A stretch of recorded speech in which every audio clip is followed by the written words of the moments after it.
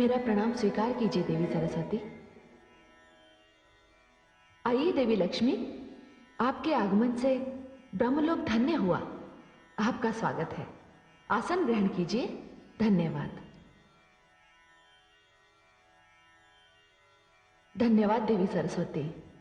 जन कल्याण के कार्यों में इतनी व्यस्त रहती हूं कि कहीं आने जाने का समय ही नहीं मिलता। अब क्या करूं? मेरा नाम ही लक्ष्मी है, धन और वैभव की देवी हूं। सारा विश्व आदर करता है मेरा। घर घर में मेरा स्वागत होता है। जहां जहां पहुंच जाती हूं, सुख, संपत्ति और वैभव अपने आप पहुंच जाते हैं वहां। यह सत्य है देवी कि आप सुख, संपत्ति और वैभव की देवी हैं। यह भी सत्य है कि घर घर में आपका स्वागत होता है। किंतु क्या देवी सरस्वती? किंतु आप कहीं टिकती नहीं, स्थिरता नहीं है आप में। इसलिए तो संसार आपको चंचला कहता है। क्षणे रुष्टा क्षणे तुष्टा। आप एक क्षण में रुष्ट हो जाती हैं और एक क्षण में तुष्ट। आज आप यहां हैं तो कल वहां। किंतु मैं ऐसी नहीं हूं। मैं तो ज्ञान और विद्या की देवी हूं। मैं एक बार जिस मंदिर में प्रवेश कर जाती हूं, वहां सदा के लिए स्थापित हो जाती हूं। किंतु मेरे बिना किसी को जीवन का सुख नहीं मिलता। मैं धन हूं देवी सरस्वती, और निर्धनता सबसे बड़ा अभिशाप है। धन तो मैं भी हूं देवी लक्ष्मी। अंतर इतना है, आपका दिया हुआ धन तन के लिए है और मेरा दिया हुआ धन मन के लिए है। आपका दिया हुआ धन कोई भी चुरा सकता है, छीन सकता है, किंतु मैं तो विद्या हूं, ज्ञान हूं। मुझे ना तो कोई चुरा सकता है, ना छीन सकता है। और सबसे बड़ी बात तो यह है कि मेरा दिया हुआ धन जितना भी बांटिए उतना ही बढ़ता है। देवी सरस्वती, आप जानती हैं राजा को राजा क्यों कहते हैं? क्योंकि उसके पास मैं हूं। आप भूल रही हैं देवी लक्ष्मी, राजमुकुट का तब तक कोई अर्थ नहीं जब तक उसके पीछे राज तिलक का आधार ना हो, बल ना हो, संस्कार ना हो। और राज तिलक के पीछे शक्ति होती है मंत्र की, विद्या की, ज्ञान की। और सत्य तो यह है देवी लक्ष्मी कि जिसके पास मेरी दी हुई बुद्धि की शक्ति ना हो, उसके पास आपका दिया हुआ धन भी नहीं रह सकता। देवी सरस्वती, आपके पास थोथे शब्दों की कमी नहीं, आप तो बस वाणी ही वाणी हैं। देवी लक्ष्मी,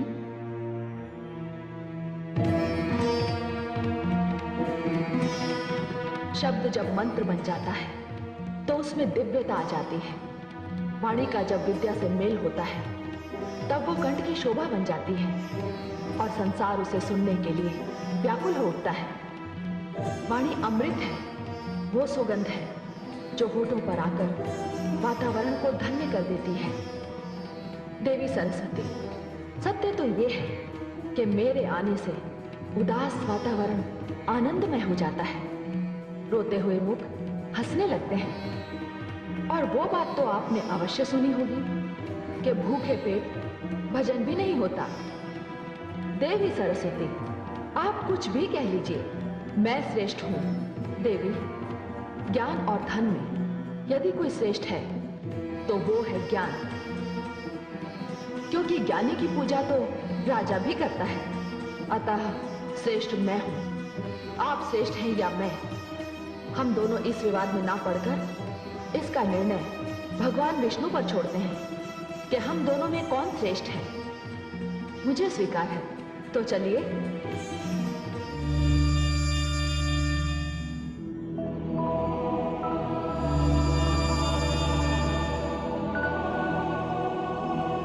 प्रणाम देवी सरस्वती। प्रणाम। अरे देवी गंगा तो पहले से ही यहां उपस्थित है।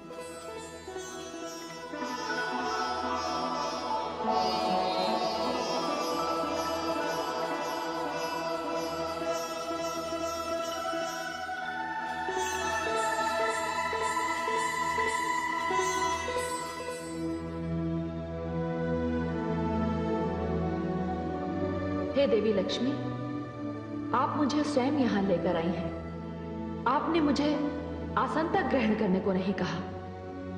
क्या विष्णु लोक में अतिथियों का सत्कार इसी प्रकार किया जाता है? क्षमा करें देवी सरस्वती। देवी लक्ष्मी तो श्री नारायण के हृदय में निवास करती है और मुझे अपने चरणों में रहने का अधिकार स्वयं श्रीहरि विष्णु ने ही दिया है। और रही आपकी बात, तो आपके लिए तो सदैव यहाँ स्थान की कमी रहती है। ये समस्या मेरी नहीं, आप ही की है। मैं अतिथि हूँ और नियमानुसार आपको अपना स्थान छोड़कर मुझे स्थान देना चाहिए। देवी सरस्वती, मैं तो अपना स्थान छोड़ने की सोच भी नहीं सकती। और मैं अपना स्थान छोड़कर कहाँ जाऊंगी? तो आप मुझे यहाँ लाई क्यों? अब तो ये बात मुझे स्वयं श्री हरि से पूछनी पड़ेगी कि यहाँ मेरा स्थान कहाँ है। किंतु इस समय ये संभव नहीं है देवी सरस्वती। वे योग निद्रा में हैं। मैं उन्हें जगाऊंगी और मैं आपको इसकी अनुमति नहीं दूंगी। आप घोर अपमान कर रही हैं मेरे देवी लक्ष्मी। देवी लक्ष्मी सत्य ही तो कह रही है। देवी गंगा, मैं जानती हूँ कि आप इनकी हाँ में हाँ क्यों मिला रही हैं। मैं ये भी भली भांति जानती हूँ कि वो कौन है जो मेरे विरुद्ध आपके कान भरता रहता है। भला मेरे कान कौन भरेगा? देवी गंगे हो ना हो, देवी सरस्वती का संकेत मेरी ओर है। इन्हें संदेह है कि इन्हें चढ़ाने के लिए मैं आपको उकसाती हूँ। संदेह नहीं देवी लक्ष्मी, मुझे पूर्ण विश्वास है। ये सरासर अन्याय है देवी सरस्वती। ये बात मैं भली भांति जानती हूँ कि आप भगवान श्री हरि विष्णु के चरणों में स्थान पाने के लिए सदैव ही व्याकुल रहती है। किंतु नीलकमल ने ये स्थान स्वयं मुझे दिया है और आप देवी लक्ष्मी से व्यर्थ ही रुष्ट हो रही है। गंगा सत्य कह रही है देवी सरस्वती। हाँ, गंगा तो सत्य ही कहेगी ना। मैं आप दोनों के षड्यंत्र को, इस अभिनय को भली भांति जानती हूँ। देखिए देवी सरस्वती, यदि आपके मन में देवी लक्ष्मी के लिए कोई दुराग्रह है तो कृपया मुझे क्षमा करें। मुझे व्यवहार में ना लाएं। गंगे, आपको व्यवहार में लाने की क्या आवश्यकता है मुझे?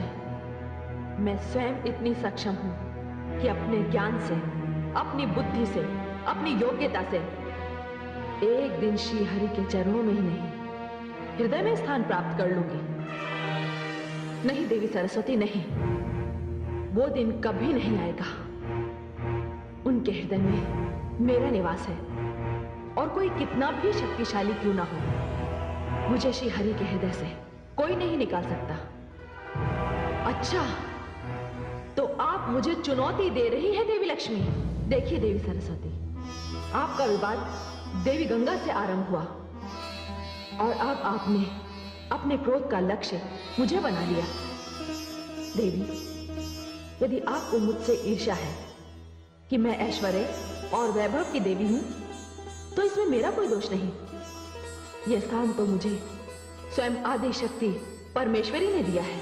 अच्छा, तो बहुत अहंकार है आपको अपने वैभव और अपने ऐश्वर्य पर।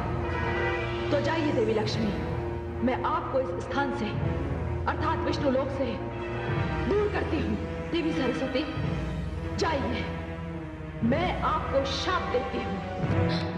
नहीं देवी सरस्वती, आप विष्णु लोक छोड़कर धरती पर चली जाएंगी और वहां तुलसी हो जाएंगी और आपका संबंध भगवान विष्णु से समाप्त हो जाएगा और धरती पर आपका विवाह किसी असुर से होगा। देवी सरस्वती, ये आपने क्या अनर्थ कर दिया? आपका विवाह तो मुझसे था और आपने देवी लक्ष्मी को श्राप दे दिया। ये अनर्थ मैं सहन नहीं करूंगी। जाइए, मैं भी आपको श्राप देती हूं कि आप धरती पर नदी बनकर प्रकट होंगी। जाइए, नीचे उतर जाइए। देवी गंगे, आपने देवी लक्ष्मी के लिए मुझे शाप दिया, तो मैं भी आपको शाप देती हूं कि अब आप श्री हरि के चरणों से निकलकर धरती पर नदी बनकर उतरेंगी और अधिक से अधिक पापियों के संपर्क में आएंगी। आप पापियों से घिरी रहेंगी।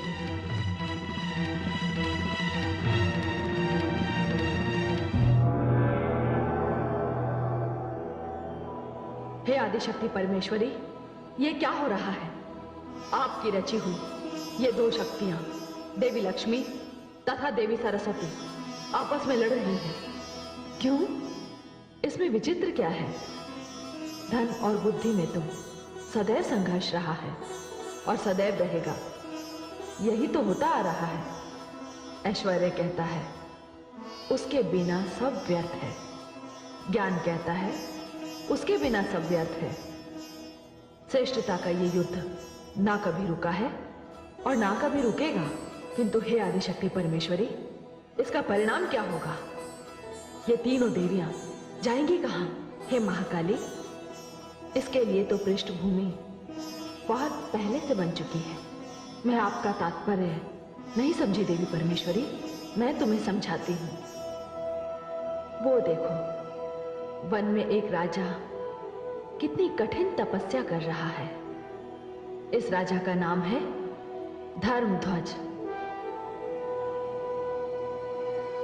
ओम श्री लक्ष्मी देवाय नमः। ओम श्री लक्ष्मी देवाय नमः। ओम श्री लक्ष्मी देवाय नमः। ओम श्री लक्ष्मी देवाय नमः। ओम श्री लक्ष्मी देवाय नमः। ओम श्री लक्ष्मी देवाय नमः। ओम श्री लक्ष्मी देवाय नमः। ओम श्री लक्ष्मी देवाय नमः। ओम श्री लक्ष्मी देवाय नमः। ओम श्री लक्ष्मी देवाय नमः। ओम श्री लक्ष्मी देवाय नमः। ओम श्री लक्ष्मी देवाय नमः। हे देवी परमेश्वरी, ये तो देवी लक्ष्मी की तपस्या कर रहा है। ये धर्मध्वज क्या चाहता है?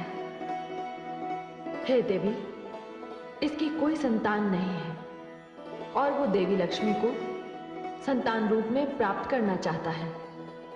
सच पूछो तो मेरी भी यही इच्छा थी कि ये देवियां स्वर्गलोक से पृथ्वी पर जाएं और पृथ्वी निवासियों के काम आए। हे देवी परमेश्वरी, ये कैसे होगा?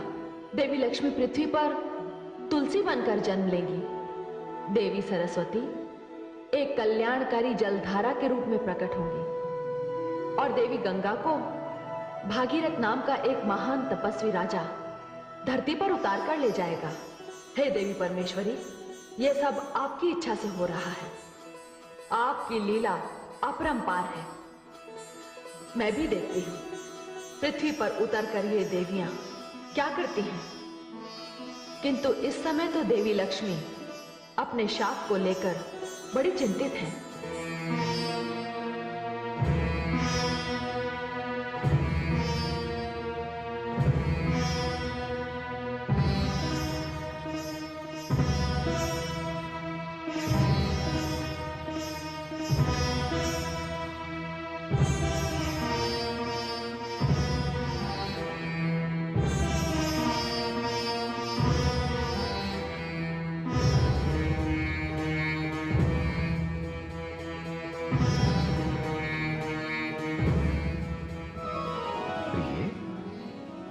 मैंने आपको इतना अधिक चिंतामग्न पहले कभी नहीं देखा। हे कमल लोचन, आप तो यूं ही योग निद्रा में थे। आपको तो ज्ञात भी नहीं होगा कि यहां देवी सरस्वती ने पधार कर क्या अनर्थ कर दिया। नहीं नहीं, मुझे तो कुछ भी ज्ञात नहीं, परंतु अनर्थ क्या हुआ? हे कमल लोचन, कहां मैं और कहां वो, और वो मुझे शाप देकर चली गई। श्राप? आपको श्राप? क्या श्राप दिया उन्होंने आपको? मानव योनि में जन्म लेने का। प्रिय, ये तो कोई श्राप ना हुआ, ये तो विधि ने पहले से ही रच रखा है। कदाचित आप ये नहीं जानते कि राजा धर्मध्वज आपको पुत्री रूप में प्राप्त करने के लिए आप ही की तपस्या कर रहे हैं। यदि आप उनका कष्ट देखेंगी तो आपका हृदय पिघल जाएगा और आपको उन्हें वर देना ही पड़ेगा। तनिक देखिए तो कि राजा धर्मध्वज की क्या स्थिति है। वन में तपस्या करते करते उनके शरीर पर धूल मिट्टी ने अपना डेरा जमा रखा है। वे कभी भी किसी भी भयानक वन्य प्राणी का आहार बन सकते हैं। आप तो करुणामयी है ना? जाने आपका ध्यान राजा धर्मध्वज की ओर क्यों नहीं है?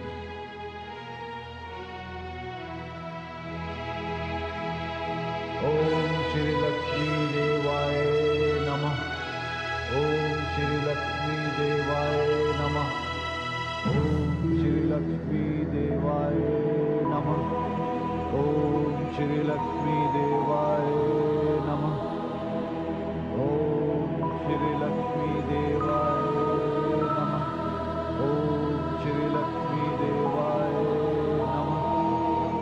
ओहो, हे कमल लोचन, महाराज धर्मध्वज तो सचमुच बड़े कष्ट में हैं।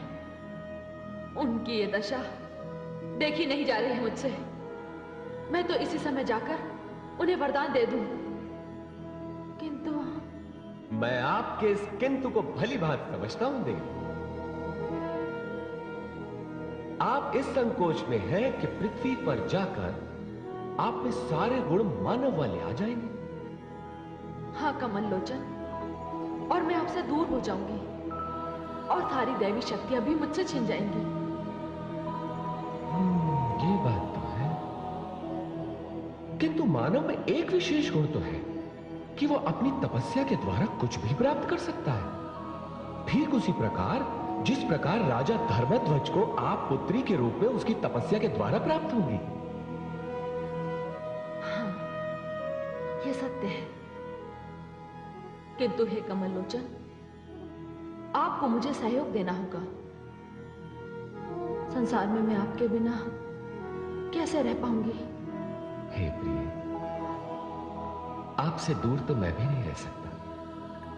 मैं आऊंगा, आपके लिए अवश्य आऊंगा, क्योंकि आपको इस श्राप से मुक्त करने के लिए तो मुझे आना ही होगा। नहीं तो मेरा यह वैकुंठ अपनी शक्ति के बिना सूना सूना लगेगा। फिर आज्ञा दीजिए कमल लोचन, मैं प्रस्थान करती हूं।